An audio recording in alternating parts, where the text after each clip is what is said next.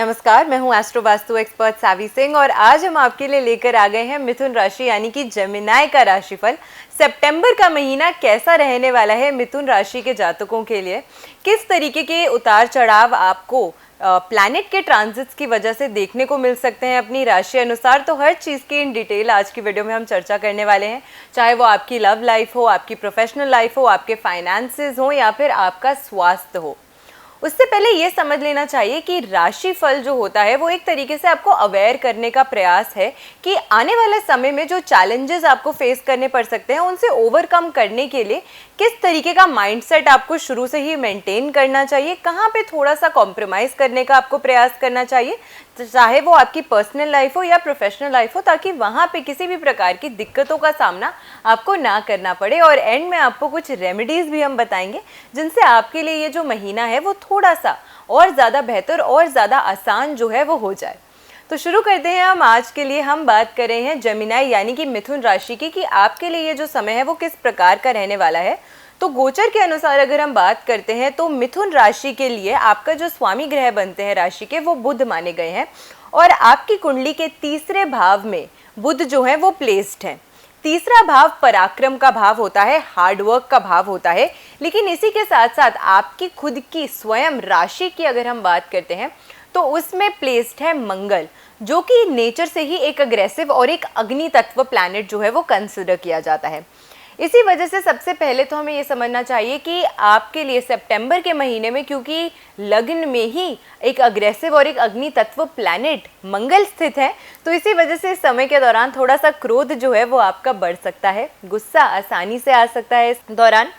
मानसिक तनाव जो है वो इस समय के दौरान थोड़ा सा ज़्यादा बढ़ता हुआ नज़र आ रहा है। कले कलेश की जो स्थितियां हैं वो बनी रहेंगी, तो प्रोफेशनल लाइफ में थोड़ी सी दिक्कतों का सामना आपको करना पड़ सकता है इस समय के दौरान। नौकरी पेशे में अगर हैं तो थोड़ा सा सावधान रहने का प्रयास कीजिएगा, कोई भी ऐसी चीज़ ना बोल दीजिएगा अपने गुस्से में अपने सीनियर्स को या अपने सहयोगियों को जिसकी वजह से लॉन्ग टर्म में आपको दिक्कतों का सामना करना पड़े।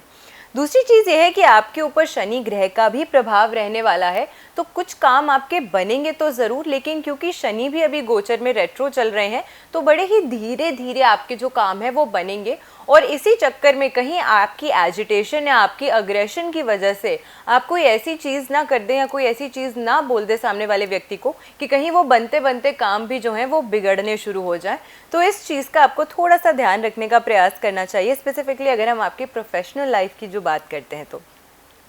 फाइनेंसेस कैसे रहने वाले हैं सितंबर के महीने में अगर हम बात करते हैं तो सबसे पहले हम,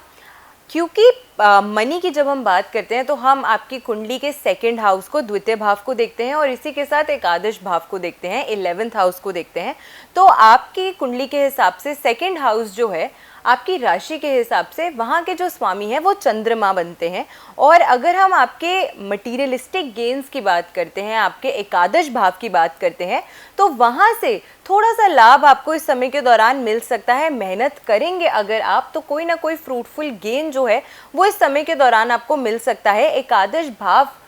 से अच्छा लाभ आपको मिलता हुआ जो है वो इस समय के दौरान नज़र आता है, क्योंकि एकादश भाव के जो स्वामी है मंगल वो आपकी ही राशि में, आपके ही लग्न में प्लेस्ड हैं। तो कहीं ना कहीं थोड़ा सा दूसरों से आपको लाभ धन का मिलता हुआ इस समय के दौरान आपको अच्छा साबित हो रहा है और अच्छा एक उसका जो एक पैटर्न है वो बनता हुआ सितंबर में नज़र आता है। लेकिन अगर आपके खुद की धन, आपकी खुद की मेहनत से कमाने वाले धन की अगर हम बात करते हैं तो अपने काबू रखिएगा अपने गुस्से पे, ताकि नौकरी पेशे में कहीं भी किसी भी प्रकार की दिक्कतों का सामना आपको ना करना पड़े। स्वास्थ्य की अगर हम बात करते हैं, आपकी स्पेसिफिकली आपकी हेल्थ की बात करते हैं, तो सबसे पहले आपके लग्न जो है, आपकी फिजिकल बॉडी और आपका माइंडसेट जो है वो कहीं ना कहीं मंगल से प्रभावित हो रहा है। तो गुस्सा और एग्रेशन ज़्यादा बढ़ जाने की वजह से कहीं ना कहीं हेल्थ इश्यूज़ जो है इस समय के दौरान आपको आ सकते हैं। तो अपने स्वास्थ्य का खास ध्यान रखने का प्रयास आपको इस समय के दौरान सितंबर के महीने में ज़रूर करना चाहिए, क्योंकि ज़्यादा अग्रेशन अगर दिखाएंगे तो कहीं ना कहीं फिजिकली और मेंटली भी तनाव की जो स्थितियां हैं वो बनी रहेंगी। तो स्वास्थ्य में चुनौतियों का सामना आपको करना पड़ सकता है। रिलेशनशिप्स की अगर हम बात करते हैं तो आपके लव लाइफ की चाहे हम बात करें, आपके फ्रेंडशिप्स की अगर हम बात करें, या फिर आपके प्रेम संबंध की, आपके पारिवारिक जीवन की अगर हम बात करते हैं, तो मंगल देव जो हैं वो लग्न में बैठ के आपके सप्तम भाव को देख रहे हैं। स्पाउस के साथ जो आपके रिलेशनशिप्स हैं उसमें थोड़ा सा आपको दिक्कतों का सामना करना पड़ सकता है, क्योंकि मंगल की सीधी दृष्टि जो है वो आपके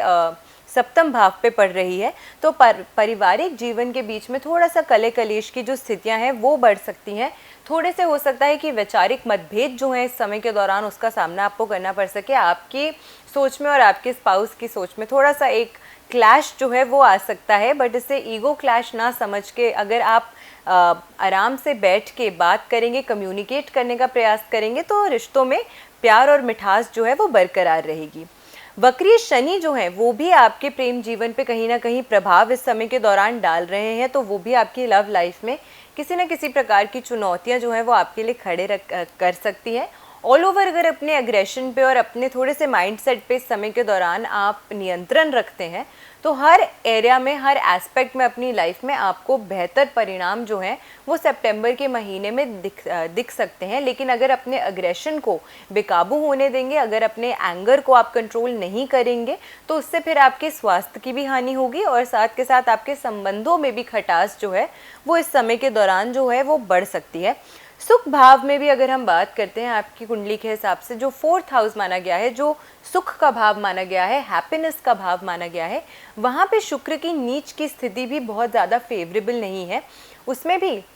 कहीं ना कहीं आपको अपने घर की जो महिलाएं हैं उनसे तनाव की जो परिस्थितियां हैं वो नज़र आती हैं कि बनी रह सकती हैं इस समय के दौरान। तो चाहे वो आपकी मदर के साथ आपके रिलेशंस हो, आपकी वाइफ के साथ आपके रिलेशन हो, या बहनों के साथ रिलेशनशिप्स हो, कहीं ना कहीं उसमें जो तनाव की परिस्थिति है वो बन सकती है। तो बैठ के अपने गुस्से को थोड़ा सा काबू करते हुए अच्छे से कम्युनिकेट करके अगर सामने वाले व्यक्ति की भी बात को सुनने का प्रयास करेंगे, तो आपके लिए ऑल ओवर सितंबर का जो महीना है वो अच्छा रहेगा। वरना गुस्से की वजह से चिड़चिड़ापन अधिक आ सकता है, जिसकी वजह से दिक्कतों का सामना आपको करना पड़ सकता है। अब ये तो हमने समझ लिया कि कैसी दिक्कतों का सामना हमें करना पड़ सकता है, लेकिन अगर दिक्कतें आ रही हैं तो उनसे बाहर निकलने के लिए भी तो रेमेडीज़ हैं। तो कौन से उपाय आपको इस समय के दौरान करने चाहिए ताकि आपके लिए ये जो सितंबर का महीना है उसमें जो थोड़ी बहुत चुनौतियां आ रही हैं, जिसकी वजह से आपको अपनी लाइफ के कुछ एस्पेक्ट्स में स्ट्रगल करना पड़ सकता है, तो उनको हम कैसे ओवरकम कर सकते हैं, उन चैलेंजेस को हम कैसे फेस कर सकते हैं।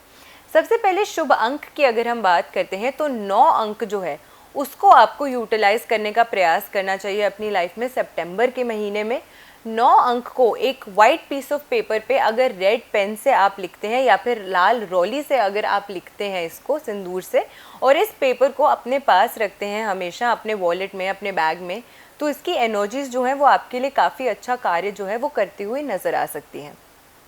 दूसरा, आपके लिए शुभ रंग जो रहने वाला है इस समय के दौरान वो रहने वाला है हरा रंग। तो ग्रीन कलर को अगर आप ज़्यादा यूटिलाइज करते हैं इस समय के दौरान, तो वो भी आपके लिए काफ़ी ज़्यादा बेनिफिशियल है। ग्रीन कलर को वैसे ही एक न्यूट्रल रंग जो है वो माना जाता है, तो इसी वजह से बार बार जो अग्रेशन, बार बार जो गुस्सा आपको आ रहा है, उसको भी थोड़ा सा काम डाउन करने में आपकी सहायता करेगा हरा रंग। तो ऐसे में ग्रीन कलर के प्लांट्स अगर आप अपने वर्किंग टेबल के आसपास रखते हैं छोटे से, या अपने बेडरूम में रखते हैं छोटे से, कोई भी इंडोर प्लांट्स अगर आप रखते हैं, या फिर हरे रंग को आप यूटिलाइज करते हैं, ग्रीन कलर का एक स्क्वायर क्लॉथ जो है वो आप अपने पास कैरी करते हैं, तो उससे भी काफ़ी ज़्यादा लाभ जो है वो इस समय के दौरान आपको मिल सकता है। तीसरी और आखिरी महत्वपूर्ण उपाय जो आपको इस समय के दौरान करना चाहिए वो ये है कि आपको हरी साबुत मूंग की जो दाल होती है उसके 8 दाने लेने हैं, और एक ग्रीन कलर के कपड़े में इसको बांध के एक छोटी सी पोटली जो है वो आपको बना लेनी है, और बुधवार के दिन यानी कि वेडनेसडे के दिन आपको इस पोटली को अपने पास रखना है, और फिर पूरे महीने, पूरे सितंबर के मंथ में आपको इसकी जो एनर्जीज़ हैं उसको अपने पास रखना है। 18 सितंबर के बाद जब ग्रहों का ट्रांजिट थोड़ा सा बदलेगा, परिवर्तन आएगा ग्रहों में, तो धीरे धीरे करके आप खुद देखेंगे कि आपकी लाइफ में जो स्टेबिलिटी है, जो अग्रेशन है, जो तनाव है, वो धीरे धीरे करके कम हो रहा है, और आपकी लाइफ के बाकी सारे एस्पेक्ट्स में भी स्टेबिलिटी जो है वो आने लग जाएगी। तो आशा करते हैं आज का राशिफल जो था वो आपके लिए यूज़फुल था। अगर अच्छा लगा होगा राशिफल तो ज़्यादा से ज़्यादा लोगों तक वीडियो को शेयर ज़रूर कीजिएगा, ताकि वो भी जान सके कि आने वाला सितंबर का जो महीना है वो उनके लिए क्या कुछ खास लेकर आ रहा है। ऐसी बेनिफिशियल वीडियोज़ के साथ फिर से लौट कर आएंगे इसी चैनल पर। I am astro vastu expert Savi Singh. आशा करती हूँ आपका दिन शुभ रहे। नमस्कार।